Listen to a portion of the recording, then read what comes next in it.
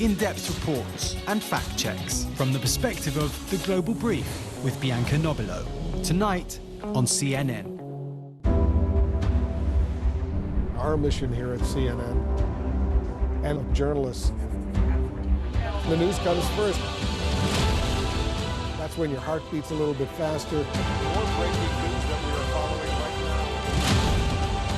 now. You really work as hard as you can, getting the facts. We're learning more about our alleged plot.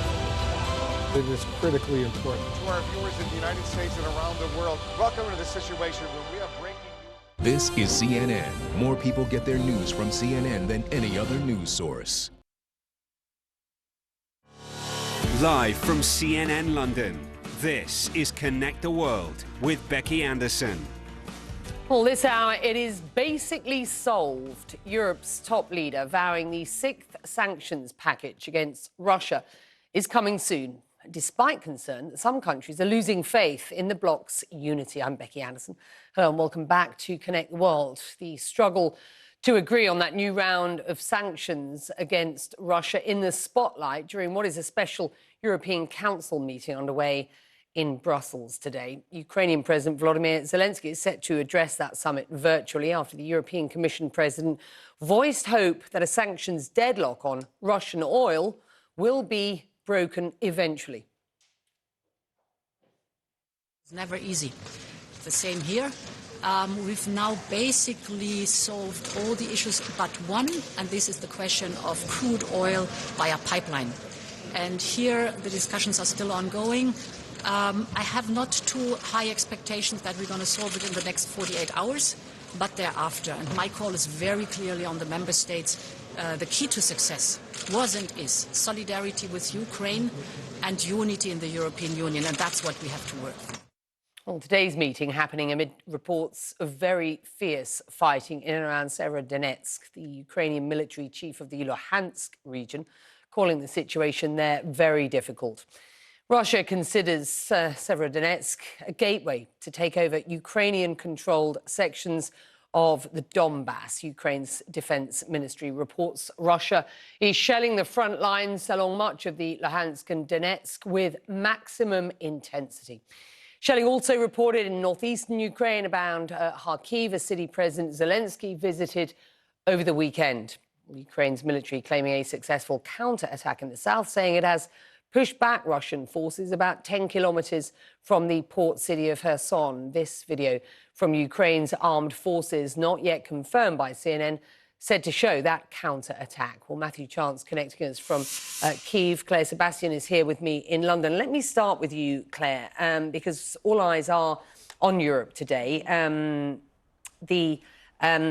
What we will call most important leader, aside from the French president, who, of course, at the moment has the revolving presidency, suggesting that on Russian oil sanctions, there is a sticking point on the crude oil pipeline.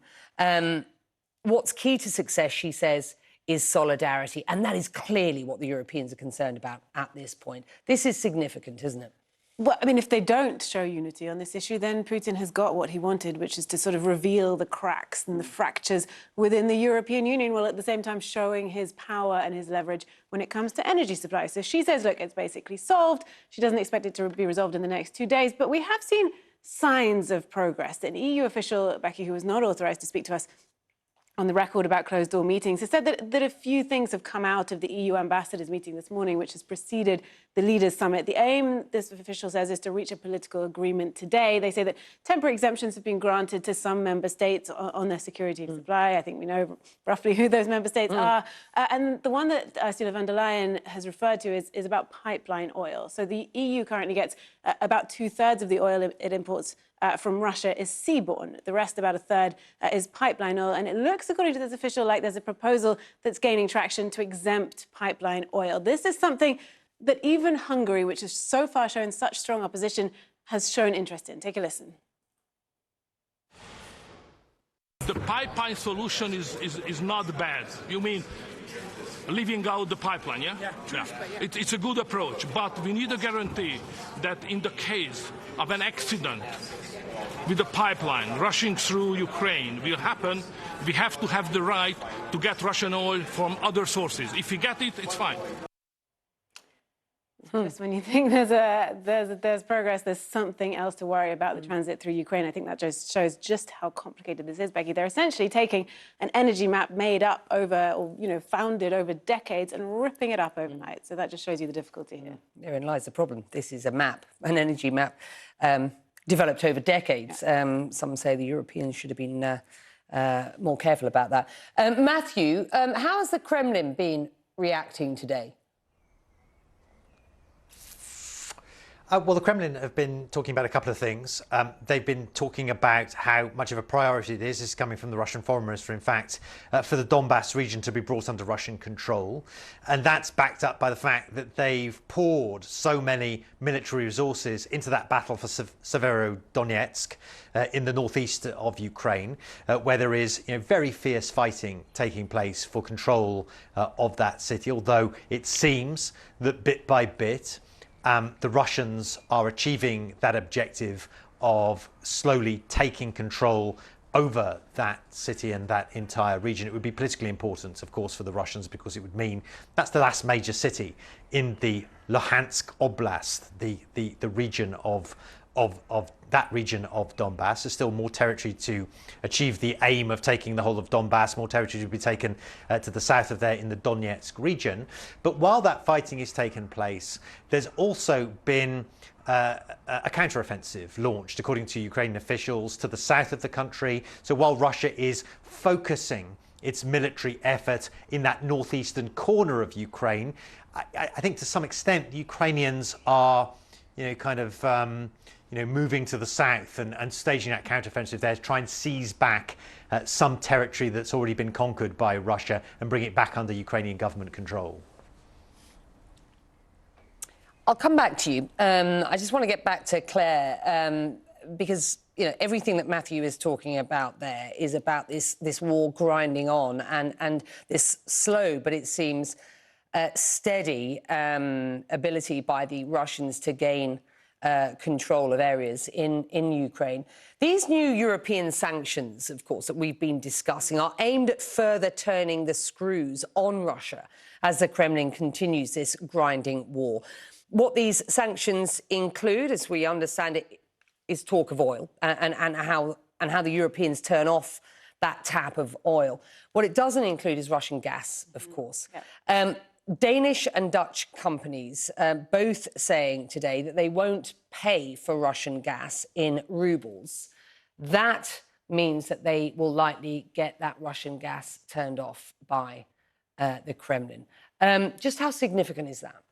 Well, so these countries, these companies are not the biggest buyers of Russian gas. Denmark, for example, gets about 4% of its gas from Russia. But it's significant because Russia is following through on its threat. We saw this coming. We knew the payment deadlines were coming at the end of May. They've already cut off Poland, Bulgaria and Finland. Now it looks like they could be cutting off the Netherlands and Denmark. Interestingly, though, and this is something to bear in mind as we look to what the European Union might be able to do on oil, both of those countries are saying that they have been preparing for this, looking for alternative suppliers, and that they should be able to source their gas from the EU sort of internal market, essentially shared by other EU members. Interesting to note that, because that could be something that's on the table when it comes to oil as well today. Matthew, a couple of weeks ago, the assumption was that an oil embargo was going ahead. Today, there's still evidence of some countries being outliers. We also thought Finland and Sweden were going to be ushered into NATO, and now Turkey says they want to stop that. What's the feeling on all of this from where you are there in Kyiv in Ukraine? Well, you definitely get a sense, Becky, that the Ukrainians feel that there is some shakiness when it comes to the Western allies, when it comes to backing this country to the hilt, as it has done so far in its battle against Russia. Specifically on the issue of, well, not just the oil embargo, but on the issue of the provision of long-range weapons, for instance. It's something that the Ukrainians have repeatedly demanded. They want long-range artillery systems to enable them to strike back at Russian forces who are hitting them with their long-range rockets. And what the Ukrainians are telling me today is that, look, if they were to get just 20 units of multiple launch rocket systems from the United States, which they've requested, that would be what they call a game changer in the field in eastern Ukraine. It would mean they could really turn the tide on the conflict, on the battles taking place now in eastern Ukraine. But there is reluctance on the part of the United States, and President Biden spoke about this just a couple of hours ago, saying he's not going to give Ukraine weapons that can hit Russia.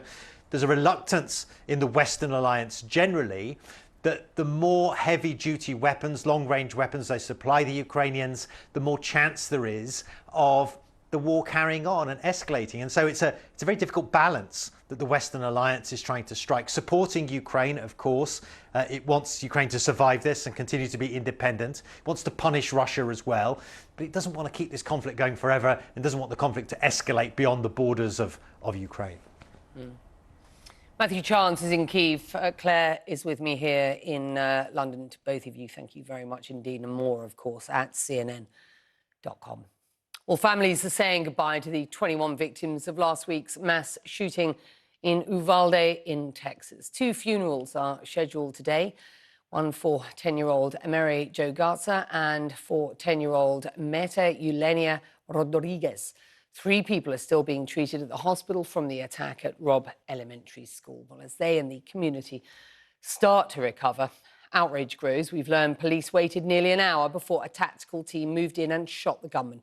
And we are getting new video obtained by ABC News from the scene. It appears to include dispatch audio informing officers that a child is calling 911 from inside a classroom. Take a listen. You have a child online. Child is advising he is in the room full of victims at this moment. Well, CNN has not been able to independently confirm the video. The source of this video is unclear, and it's also not clear at this point at what point in the incident that audio is heard. CNN has, of course, reached out to authorities for clarity.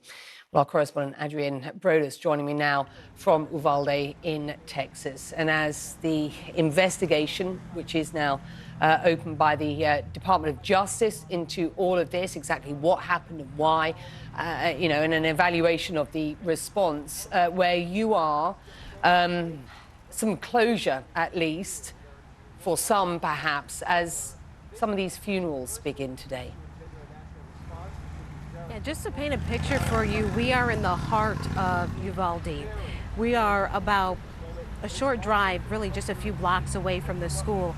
And behind me, you'll notice people have shown up here to this memorial. There are 21 crosses. Each cross contains the name of each victim.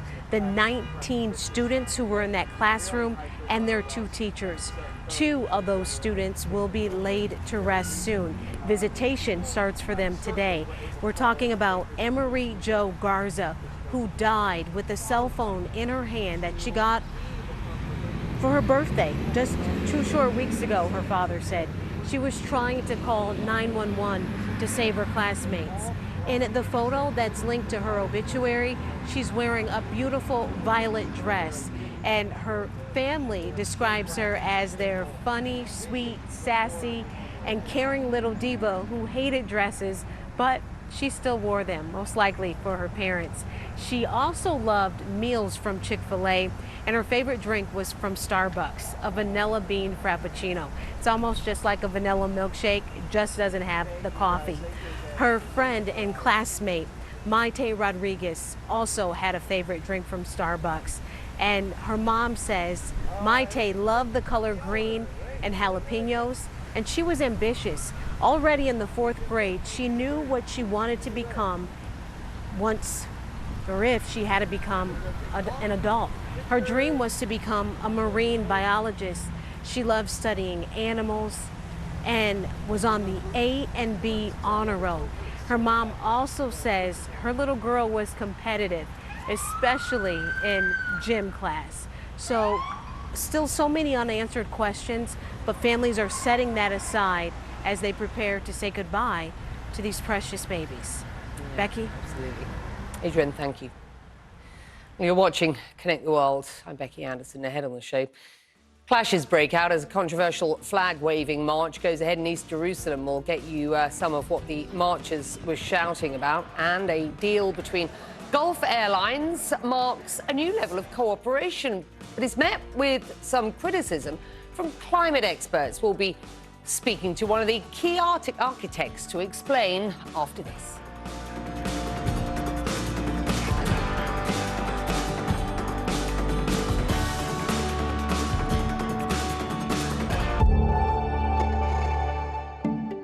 Fundamentally, the world is changing very rapidly because of technology and globalization, and people need to learn new skills. And if they do, there's a wide range of new opportunities for new jobs if people get skilled up. So we think this is going to persist far beyond the pandemic. There's a lot of interest for individuals coming directly to Coursera Online to take professional certificates, to learn the skills, to get new digital careers.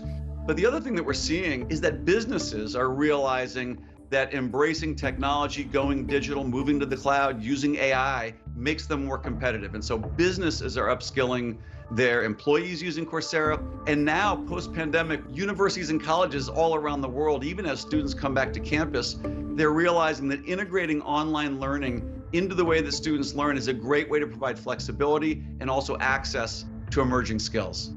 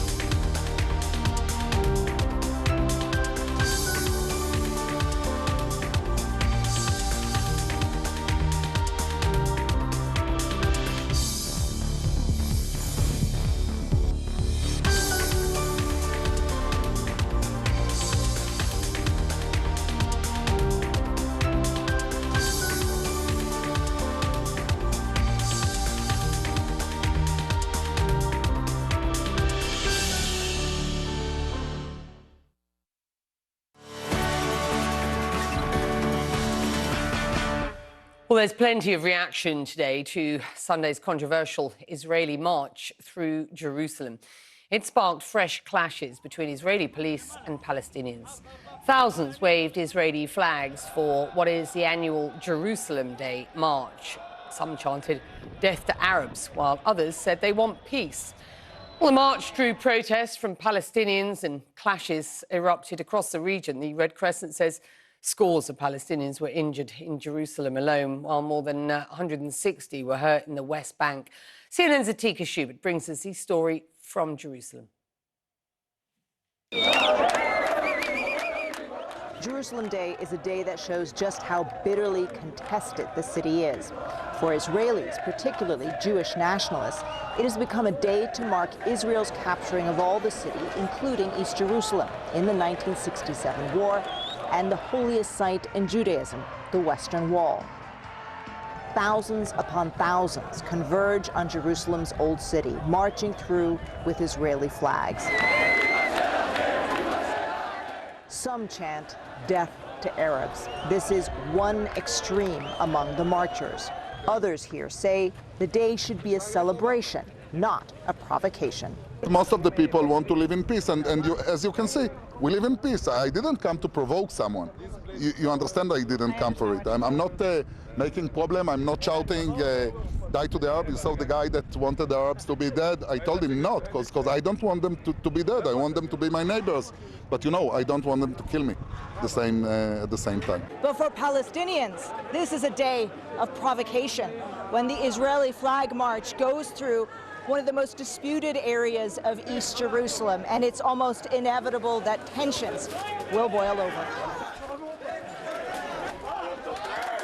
Thousands of police are deployed, but scuffles still break out in the narrow cobblestone streets. Police fire pepper spray and swing batons. Palestinian residents say they feel angry, frustrated, and exhausted. We cannot live, no peace at home, no peace in the shop, no peace in the street, no peace anywhere.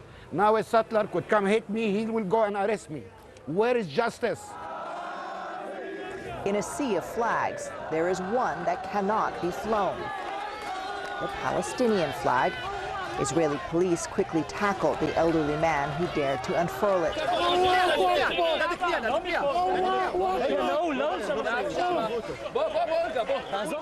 If the March of Flags went ahead, Hamas warned, it would fire rockets from Gaza.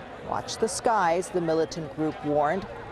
What came instead was a small gesture of defiance instead of rockets, keeping Jerusalem's uneasy peace for another day.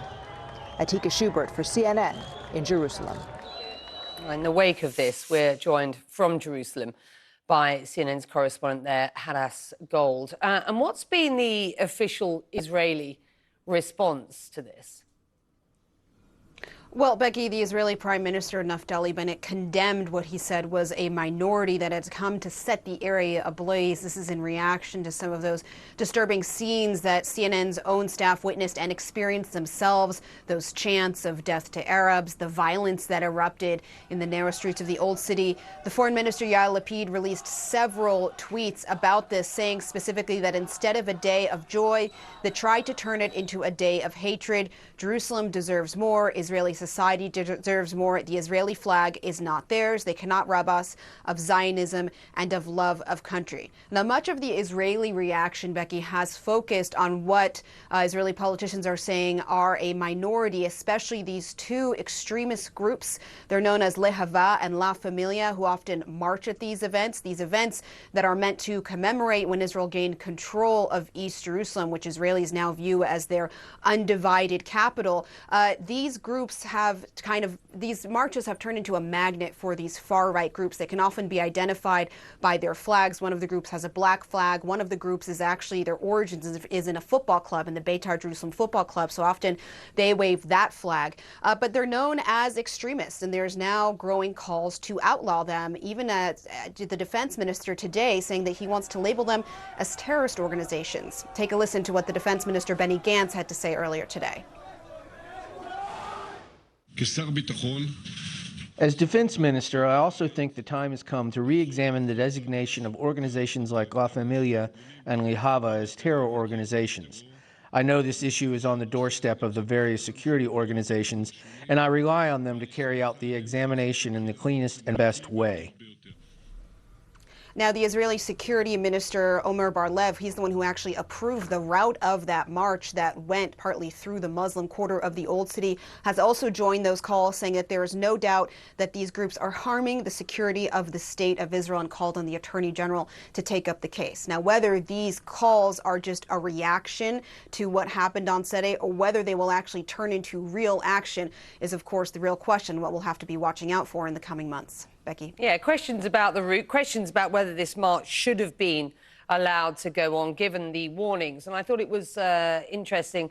I just want to bring up the Times of Israel headline today. Through Jerusalem's Muslim quarter, a triumphalist march by Orthodox nationalist men. For many, though certainly not all participants, decades of Jerusalem Day celebrations have morphed into something darker. Does that reflect the thinking of the majority on the ground at this point? At this point, I think the average Israeli secular, someone who's not necessarily religious, or somebody especially who comes from the left-leaning side of politics, would not come to Jerusalem for Jerusalem Day. It's definitely seen as a right-wing Zionist, a settler event. A lot of young people are bussed in from settlements. They're bussed in from different places. And the average Israeli secular, and also the average ultra-Orthodox person, would not be seen at this event. It's a very specific type of person now who goes opposed to the Jerusalem Day event. And for many people, many Israelis, as we're seeing from politicians, they are embarrassed by the actions of what they saw happening at the parade. On the other hand, you have people, 70,000 people showed up to this parade. There's clearly a huge amount of people who want to celebrate when Israel gained control of East Jerusalem. But for many Palestinians, this march, this day is seen as a huge provocation because they see it as very offensive, especially because the route goes through the Muslim quarter and because for Palestinians and for much of the international community, East Jerusalem is seen as occupied territory. So marching through those streets is seen as offensive. And then to see what we saw yesterday, those chants of death to Arabs, the violence that happened in the cobblestone streets, yes, it might have been a minority, but these are the images that are being seen all around the world. And that's why I think you're seeing the defense minister, the security minister come out and say it's time to designate these groups as terrorist organizations, and that would essentially outlaw them. Now, again, whether that will actually happen, that's the main question. Well, we will put that question to a member of the Knesset, Major General Yair Golan, who joins us a little later this hour. Thank you very much indeed for joining us. Well, coming up, an unprecedented deal between Gulf Airlines, which will change the face of the upcoming World Cup. We speak with the Qatar Airways chief executive after this.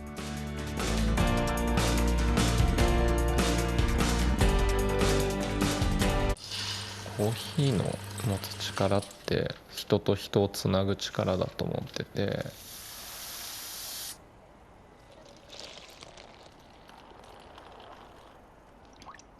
うちの会社のビジョンっていうのは日本のコーヒーといえばフィロコフィアってなることなんですよ。からそれを達成するには世界に向けた通販が必要だったんですよね。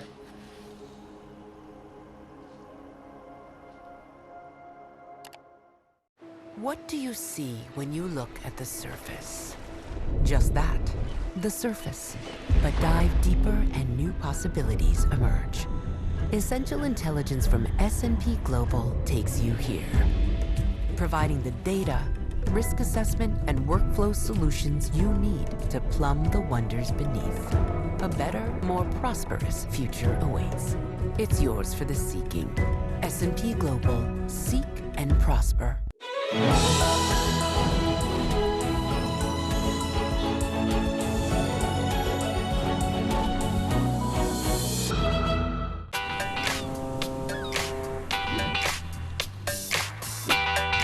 Business is all about making connections. But some connections are easier to make than others. With a CNN partner hotel, the world is always at your fingertips. CNN partner hotels, connected to your world.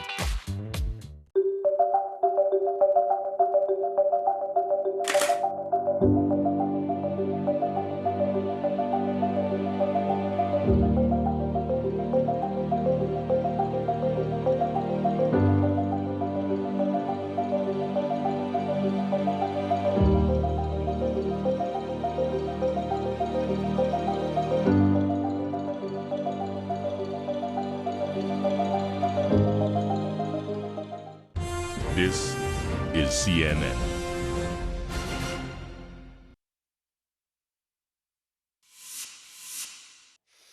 Well, the Champions League final marked the end of the European football club season on Saturday. Real Madrid defeating Liverpool 1-0. But Europe's showpiece football event was marred, I'm afraid, by chaotic scenes outside the stadium. Videos on social media show French police forces spraying tear gas at fans, delaying kickoff by more than half an hour. And more on that story a little later this hour. But attention now turns to December's World Cup in Qatar, the next big event in the footballing calendar. And boy, is it a big one. In preparation, several Gulf airlines have signed an agreement to shuttle thousands of passengers into Doha every day from Saudi Arabia, Dubai, Kuwait and Oman. The numbers are quite extraordinary. 160 daily shuttle flights, 15,000 passengers could be processed every hour. The move being made despite there being already 130,000 rooms available for fans to stay in Qatar. But after millions applied for tickets, Doha is preempting a flood of fans into what is the tiny Gulf Kingdom state. The chief executive of Qatar Airways, Akbar Al Bakr, told a news conference that, and I quote here, the volume in every FIFA World Cup, even in big countries like South Africa and Russia, there was always a shortage of accommodations. So we are not unique. Well, Akbar Al Bakr joins us now live from Doha. And you say Qatar, and thank you for joining us, sir. You say Qatar is not unique, but this agreement really, it's very special, given a level of cooperation we haven't seen in the Gulf ever, really. It wasn't so long ago that there was a travel embargo between Qatar and the UAE, for example. Let's reflect on just how important this deal is for the region for a moment, with this massive event coming up in November. It's very important because never, ever in the history of FIFA, and it will never happen again, that one country like Qatar and one city hosted the entire championship. So you can see the stress it will create for everybody. But as everything in Qatar, we are always prepared for the challenges. And as you can see, all the infrastructure, the stadiums, everything is complete ahead of time. And now we are ready to showcase Qatar to the world during this tournament. This is a real contingency plan just months out from the World Cup. It does seem to suggest that the organisers may have underestimated how much accommodation would be needed. When did you first start talking about this plan? We always had a plan. His Highness the Emir always wanted to share the benefit of this tournament with all our neighbors, and this is what is happening. So we are showing cooperation between the airlines in the GCC, where we signed 4 airlines, and of course now we have interest in other airlines like Air Arabia, Etihad, wanting also to start operating shuttle flights to Doha, which of course they will join us to celebrate this huge tournament to make it a success. So 160 flights a day, or possibly more if you get more airlines on board, I guess. 15,000 passengers processed in an hour.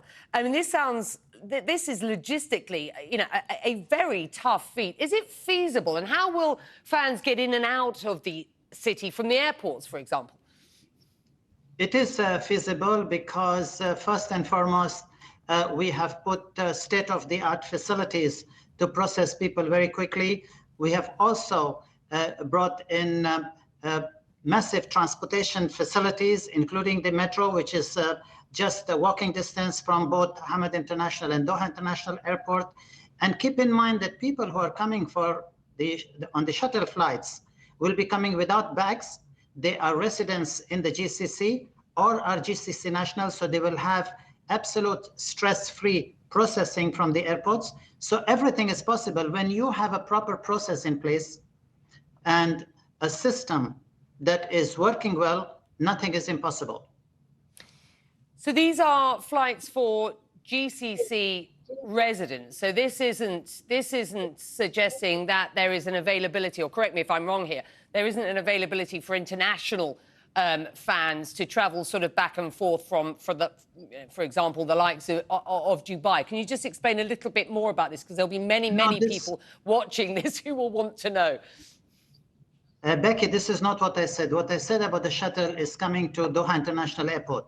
But Hamad International Airport, where all scheduled flights will be operating, there are the flights that will come that will bring international passengers. In addition to this, all the private aeroplanes and charter aeroplanes, again bringing fans from faraway distances, will be coming to Doha International Airport. So we have catered for everybody. The shuttle enabling the people from the GCC to come, and Hamad and Doha together to bring people from long-haul flights who are spectators but are not residents in our country. Got it. Understood. That's good to get clarification on that. Do you expect these flights to be full? Of course. It has been unprecedented during a FIFA tournament, the amount of interest that people are now flooding the websites to make bookings to come to watch this world-class tournament in my country. Environmental critics, sir, of this deal point out that this will increase significantly the carbon footprint of the World Cup. And I want to take a look at this chart. By FIFA's own estimates, the emissions were thought to be around 3.6 million tonnes before you announced this plan, over half of which are related to travel. Is it clear how much more that will increase now? Please don't believe people that are negative always to something good happening somewhere. We have massive number of electric buses. We have the metro, and we have aeroplanes coming from faraway places, including Qatar Airways, which has aeroplanes that have very low emissions compared to the normal aircraft that most of the airlines around the world fly. So all the precautions has been taken to keep the emissions footprint as low as possible. So please don't get carried away by people who are always negative to something good happening in my country. It's an important point, though, isn't it? Given that there were always promises that this would be a carbon neutral World Cup, and we've looked at some of the opportunities that this World Cup is affording that promise. I guess it's important to sort of drill down on how you ensure a carbon neutral World Cup. Is it clear how? And you're the boss of the airline. Clear for our viewers how and why, what type of carbon offset credits an airline like yours, for example, can buy to ensure that promise is kept? Becky, I'm the CEO of an airline. My job is to make sure that we are doing everything that is sustainable, both at the airport and within the airline. However, our Ministry of Environment will be the right person to answer these questions, and they have taken huge strides in making sure that this will be a carbon neutral games, and what is expected from us will be delivered. Just explain how important this World Cup is to the Kingdom of Qatar. It is very important because it is the first time that the FIFA is going to take place in the Middle East and in an Arab country, and at the same time, it puts Qatar very solidly on the sports map in the world, which we were already there, but now having the biggest tournament in the world, FIFA, will happen in my country, in a small country like the state of Qatar. Well, the logistics of ensuring that everybody gets in and out who wants to visit the country, wants to experience the World Cup are huge. It's good to have you on, sir, explaining exactly how you are addressing those challenges. We very much look forward to the competition back end of this year. Thank you, sir. Up next, Colombia's next president will either be a left-wing politician for the first time in the country's history, or a man who calls himself the king of TikTok. We'll take a closer look at this unexpected election.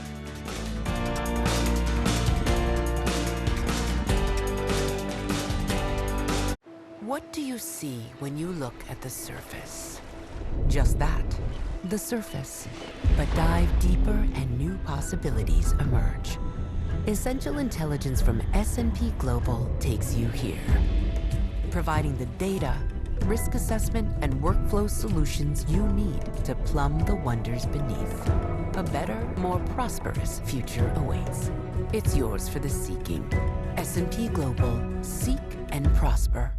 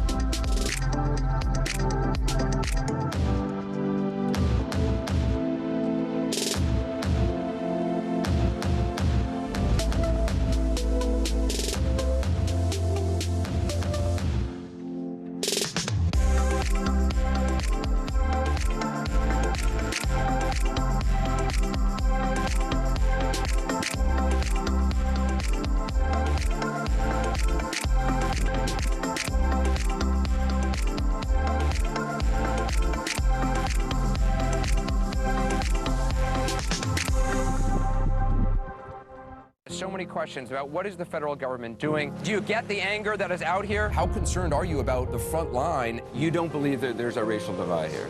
Looking back, as president, did you tell the story of race in America enough, do you think?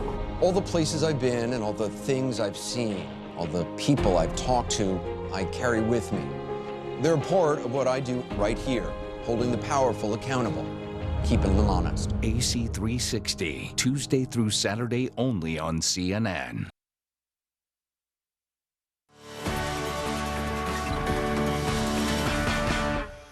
Well, a former guerrilla fighter and a popular social media star are headed for the next round in Colombia's presidential election.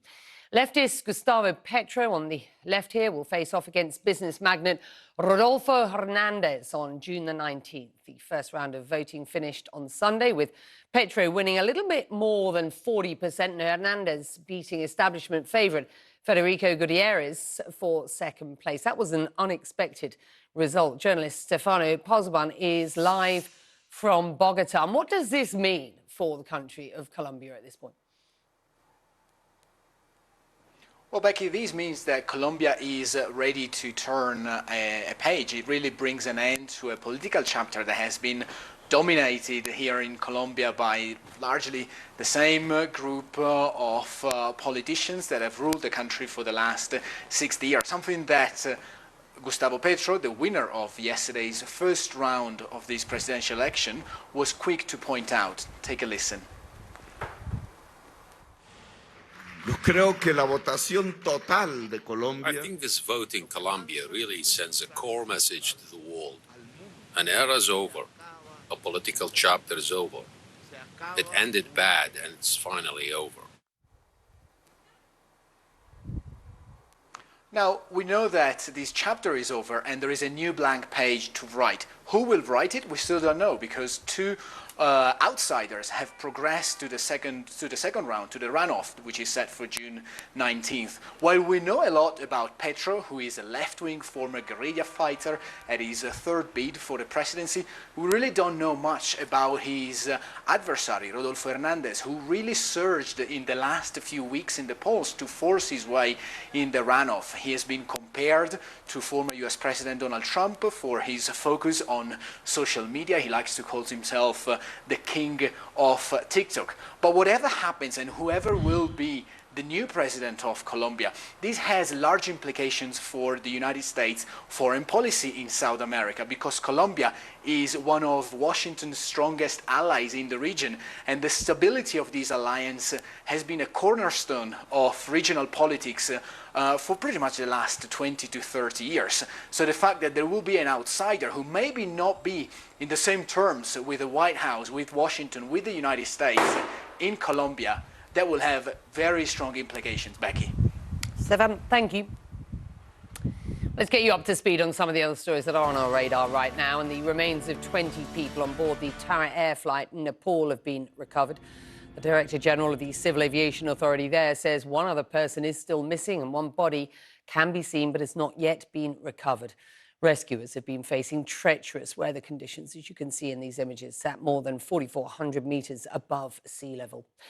China is pushing ahead with its zero COVID policy, even though the country's health officials are reporting a significant drop in infections. Shanghai reported only 67 cases on Sunday. Authorities there have announced that all businesses would be able to operate from Wednesday in an attempt to revive the city's COVID-hit economy. Northeastern Brazil bracing for more heavy rain after at least 84 people were killed in last weekend's flooding and landslides. Dozens remain missing.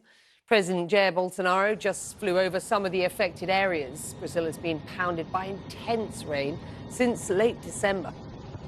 Well, coming up, Liverpool fans disappointed with the way their team played, but furious with their treatment by police pre-game in Paris. We'll speak with a fan who was in the thick of the chaos.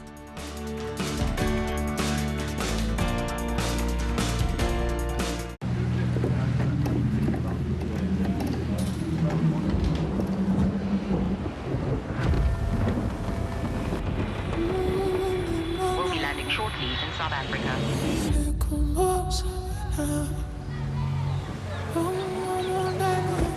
Sunny day in Cape Town,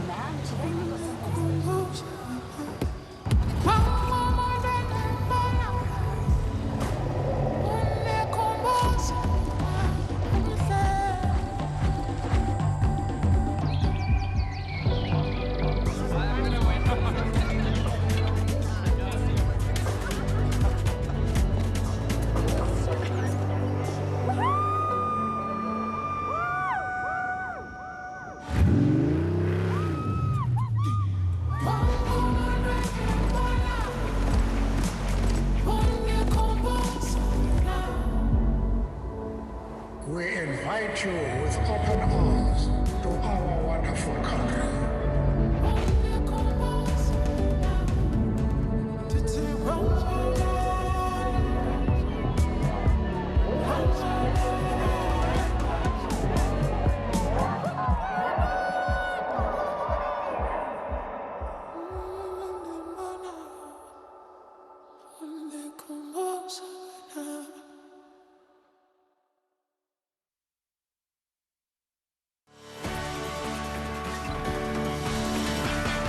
Right, welcome back. You're watching Connect the World with me, Becky Anderson. Real Madrid are celebrating their 14th Champions League title. The images you see here from late on Sunday is the team parading through the streets of the Spanish capital. Well, their victory in what is Europe's premier club competition over Liverpool was marred, however, by shocking scenes of police firing tear gas and pepper spray at some Liverpool fans, including children and disabled people who were waiting to get into the stadium in Paris. Now, the inquest and blame game has begun. UEFA, France and Liverpool all offering alternate versions of the truth. Christina McFarlane joining us now, and you and the team have been drilling down on exactly what you understand to have happened and what the truth is that lie behind some of what were very disturbing images, it has to be said. They really were, Becky. And there does appear, as we've been saying, to be one word against another here. But from what we know, Real Madrid fans were able to enter the stadium at their end uninhibited, while at the other end, Liverpool fans were held up by French police, subjected to increased checks. We've been talking to fans who are outside the Stade de France, and what they've told us is worrying. They said that the French police indiscriminately fired on the crowd with tear gas that included young people, disabled people, families, that fans with tickets were prevented from going into the stadium, instead forced into bottlenecks at the end of the stadium because of these increased checks. And this morning, the French sports minister said that she actually blamed Liverpool fans for turning up with fake tickets. Now, on that point, there was a press conference held earlier today where the French Interior Minister announced that fake tickets were to blame. In their view, he said there had been fraud on an industrial level, alleging that some 70% of tickets attempting to come in to the Stade de France were thought to be fake. That is some 30 to 40,000 fake tickets. But Becky, already there are fans pushing back against this because they just didn't see evidence of that, certainly not on that level on the ground. And if that were the case, why was the match only delayed by 36 minutes? And also, why did UEFA not have more checks in place to filter fans before they got to the stadium? You know, we all know that, fake tickets are an operation at most major sporting events. But it is that number, that 30 to 40,000, that people find particularly puzzling. I know that you and the team have spoken to people who were there, and I hope to speak to one fan who witnessed some of the chaos. What are people telling you? Just that it was chaos, that there was no attempt to even inform the crowd as to what was going on. One fan we spoke to this morning, he said he spoke a little bit of French, so he could kind of glean what was happening, but instead they were treated like animals. And we know that now there's been calls for an inquiry from the UK government into, to investigate what is happening. UEFA now in hot water to explain themselves. But also there is a bit of concern in terms of the sensitivity around this for Liverpool fans. We know that this comes amidst the backdrop of the Hillsborough disaster in 1989, where 97 people were killed. And as you know, Becky, there were attempts after that to try and place the blame on fans as to what would happen, what had happened in the police failures there. So this is a highly charged issue now. And if nothing else, a major embarrassment for France. Remember, they have two major sporting events coming up in the next 2 years, the Rugby World Cup next year, the Paris Olympics in 2024. So I'm sure many fans watching will question whether they want to attend now. Yeah, and there will be those who say, were they ready? Because this event, this game, was actually not scheduled to be in Paris, was it? Exactly. Yeah, exactly. So there'll be big questions asked of the French authorities moving forward.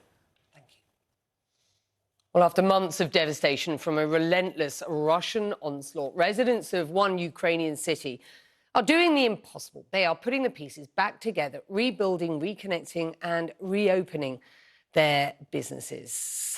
Suzanne Mulvo has more. A rare missile attack in Ukraine's western city of Lviv. In April, 3 Russian missiles hit military infrastructure. A fourth hit this family-owned car repair shop nearby. Bozhena Pasternak is helping her family put the business back together. This building isn't repairable. This crater where the missile hit was the office, where 4 employees were killed. 3 of them worked here for around 10 years. One was my age. He was supposed to celebrate his 27th birthday soon. Along with grief and sadness, the employees felt the urgency to reopen, to help support the loved ones of those who died. Guys just put on their uniforms, came to work to clear the rubble. Volunteers pitched in to make the repairs go faster. We need to help from our heart, because we are all brothers. It touches your heart. Yeah, it's come from our heart. Just a month after the strike, the auto chance is back in business. We need to stand up and move on, no matter how much pain and suffering. In Lviv city center, chef Stanislav Dmitriev is about to open a new restaurant. I love cooking. I love bringing joy to people.